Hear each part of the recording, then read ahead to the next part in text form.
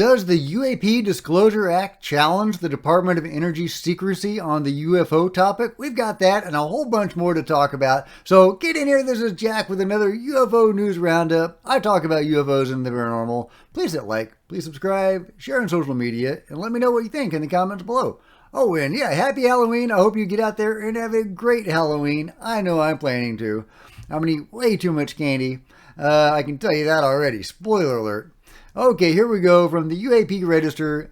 UAP Disclosure Act challenges Department of Energy secrecy. That is really interesting. The Department of Energy is thought by many to be a huge player in the UFO control group. Jacques Vallée actually says it's the gateway to the UFO control group, that only through the Department of Energy and those people who have been read into the nuclear secrets, of course governed by the DOE, only those people can get access to the black budget, the UFO control group sort of thing. So, huge stuff. Lance Corporal Weigand in the case in Peru in the 90s when he came across a UFO, a crashed UFO, he was arrested by, that's right, employees of the Department of Energy. And that was the U.S. Department of Energy in Peru, covering up this UFO crash and managing a UFO crash retrieval.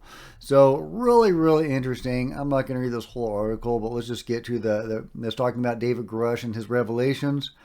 Grush, when questioned under oath by Representative Andy Ogles, I may be mispronouncing that, during the congressional hearing in July, seemed to suggest that the Department of Energy is collecting data on UAP, but Grush would not confirm this in a public setting.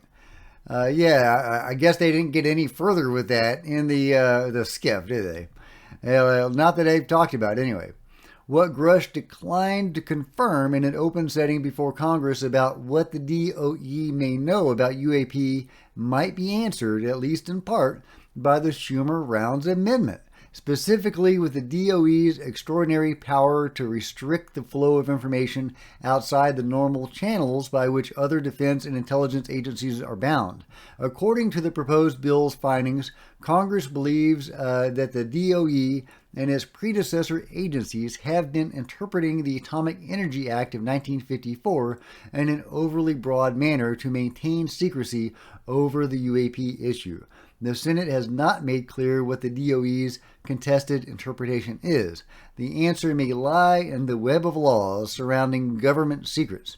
And I'll link to this article and you can read it at your leisure. The Department of Energy seems to be a key player in all of this. They may be, indeed, the gateway to the UFO control group in managing a whole bunch of this stuff.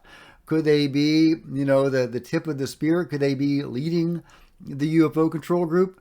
I don't have enough information to make that determination, but at the very least, they are a huge integral part of the UFO control group, and I can only hope the Schumer-Rounds Amendment gets passed in a robust fashion and that they are able to pry open some of these secrets.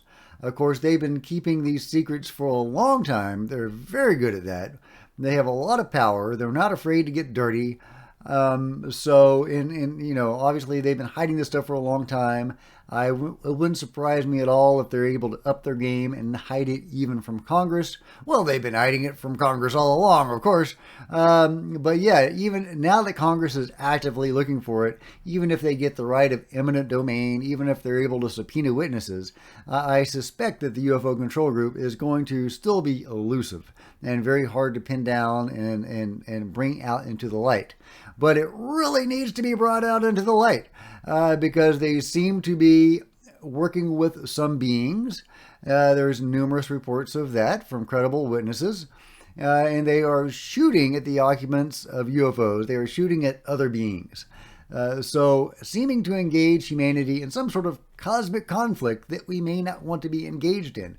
And can we rely on the UFO control group to have made the right call about which species or group of species to ally ourselves with, right?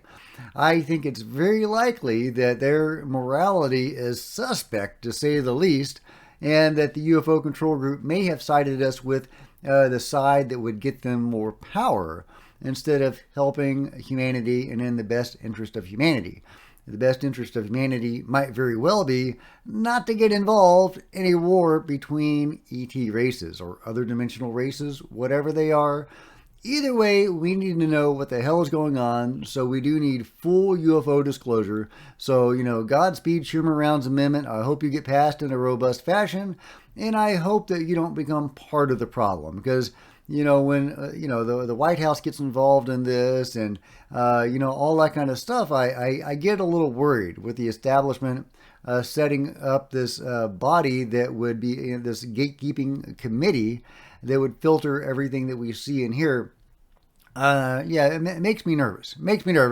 But I guess it's something, right? It's some hope out there, and it does show that Congress seems to be doing something. Hopefully, it's not all theater. I guess we will find out in the days to come. Meanwhile, from the Hill, technology surprise. Are China and Russia ahead of us in UFO retrieval and research? Last week, a former senior Defense Intelligence Agency scientist became the 10th ex-government official, military officer, or scientist to allege or suggest publicly that the U.S. government has recovered at least one UFO. The overwhelming majority of these individuals also claim that the government transferred the retrieved craft to defense contractors for technical and scientific analysis. Separately, sources interviewed by investigative journalist Michael Schellenberger alleged that defense contractors are studying a dozen or more recovered UFOs. All of Schellenberger's sources claim that excessive secrecy is hindering a comprehensive understanding of the retrieved object's enigmatic technology. And that's something that Bob Lazar said back in the day, was that they valued secrecy over actually understanding these things. And if everything was so compartmentalized, that was their priority, was compartmentalizing this stuff and keeping the secret versus actually understanding this stuff. Okay, skipping a little bit ahead in the article. Following reporting that China and Russia may also have retrieved UFOs, language in the legislation alluding to the increasing potential for technology surprise from foreign adversaries takes on a particular significance. While the exact details of foreign UFO retrieval and reverse engineering efforts remain murky, David Grush has described a publicly unknown Cold War a publicly unknown Cold War over recovered and exploited physical material, a competition with near-peer adversaries over the years to identify U.A.P. crashes, landings, and retrieve the material for exploitation and reverse engineering to garner asymmetric national defense advantages. So there's doubtlessly a cloak and war battle of intrigue going on over the decades between the various powers over this technology, which would make a great movie or book series. It really fires my imagination as a writer, but this stuff really seems to be actually going on, and the reality of it probably pales in comparison to what I can imagine. According to retired U.S. Army Colonel Carl Nell, who served alongside Grush in an early iteration of the U.S. government's contemporary UFO analysis efforts, Grush's assertion concerning the existence of a terrestrial arms race occurring sub rosa over the past 80 years, focused on reverse engineering technologies of unknown origin, is fundamentally correct. Yeah, so of course it is. Of course there is a Cold War going on over UFO technology. That should be obvious. I mean, that's just, of course there is. Of course there is. So, we don't have any reliable information about what's going on in other countries beyond what George Knapp was able to bring out of Russia, showing that they did, in fact, have a UFO program, and they were trying to understand this stuff, and may have made a little progress. We don't have any information about modern Russia and what it's been doing, or at least I don't. If you've seen it and I haven't, please let me know in the comments below. Getting any information out of China is very difficult. They don't seem to have had, much to do with this stuff or much knowledge of this stuff. At least nothing has leaked out. But recently, now that China has really, become the superpower that it has become, and as technological as they are and as ambitious as they are, it would shock me if they didn't have their own UFO program. Now, a really interesting wrinkle in the Lance Corporal Weigand case from the 90s, back in Peru when he was, when he was arrested by the Department of Energy and taken to the control group's base of operations in Peru, their UFO crash retrieval operations, or whatever else they were doing there. He saw Chinese people there, not American Chinese, but actually people from China there, working alongside others in a multinational coalition that is what he says forms the UFO control group.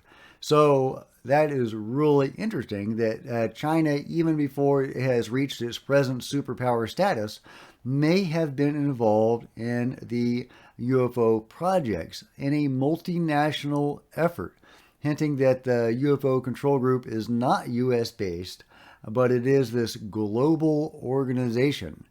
So that is beyond fascinating. And, so if that's true, that says that we are actually working with China. And, if we're working with China, are we also working with Russia?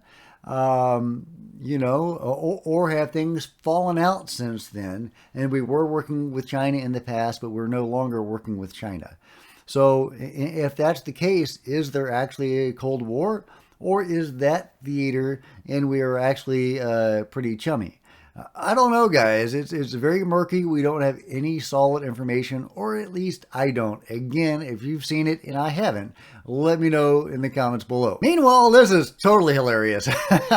Sean Kirkpatrick, the lovely Dr. Sean Kirkpatrick, is going to be speaking at an event in the near future. This is nuts. November 15th, 7 p.m. We go where we've never been before.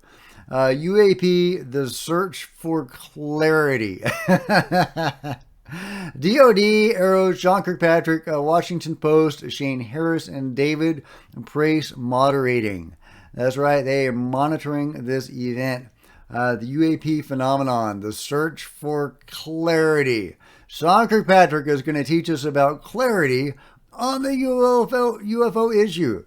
So be sure to check that out. It's going to be a live stream. If I can figure out how to do like a watch party or something, I might do that. That'd be hilarious. In person at the Van Meter Hall at Mason Square. Oh, wow. I wish I could be there and bring my tomatoes. I mean, man, what an event. What an hilarious event. Yeah, I don't know what you think about that, guys, but that made me chuckle. Let me know what you think in the comments below. Meanwhile, here's a tweet from Juan, reminding us of a leaked email from the WikiLeaks John Podesta files. And the subject is General McCaslin. This is, an exchange between Tom DeLonge and John Podesta, where some juicy stuff came out during those emails. But here's the interesting part. When Roswell crashed, they shipped it to the laboratory at Wright-Patt. General McCaslin was in charge of that exact laboratory up to a couple of years ago. He not only knows what I'm trying to achieve, he helped assemble my advisory team. He is a very important man. That is according to Tom DeLonge. So General McCaslin, involved in UFO, managing UFOs, I guess. William Neal McCaslin is an astronomical engineer, retired U.S. Air Force Major General, and former commander of Air Force Research Laboratory. He is currently the Director of Technology of Applied Technology Associates. So he's still going. And it'll take you through all of his achievements. So this is, we can only assume, a substantial player in the UFO control group. Really information to come out of WikiLeaks. Thank you, the Juan, for reminding us of this really interesting exchange between John Podesta and Tom DeLonge. Last up, this is an interesting tweet from Thomas Fessler. Breaking news, the DOD informs the Speaker of the House and Majority Leader of the Senate that no one in Congress has the classification level for the UAP program information. So nobody can get this stuff, according to Tom Fessler. I actually tried to watch the video, and he was quoting Richard Doty. And with all respect to Thomas Fessler, I don't have much faith in the information coming from Richard Doty, and I just turned the video off. So I'm not sure where he's getting this information from. But if you've been able to watch the full video and know where this information is coming from, I would love to know. If it's coming from Richard Doty, then again, I don't have much faith in it. Yeah, I mean, of course, they're going to try to hide this stuff. They're going to say you don't have the clearances. We're seeing that already with the skiff. So, it wouldn't surprise me, but man, they need to get that access. We need for them to get that access. We need for pro-transparency members of Congress to actually get this information.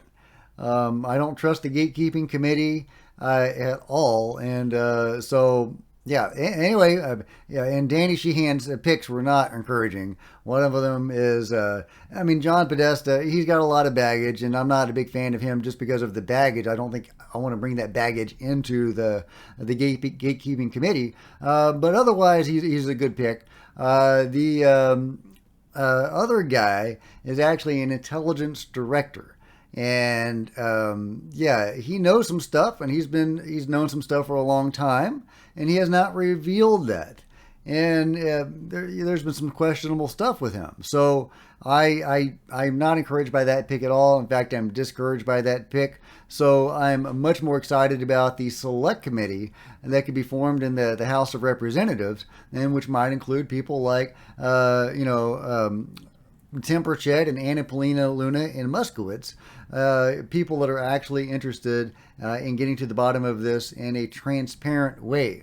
So, it is what it is, but I hope that, that comes to pass, and that they're able to break through this veil of secrecy and get the clearances that they need to get this information and to share with the public as much as they're able to share.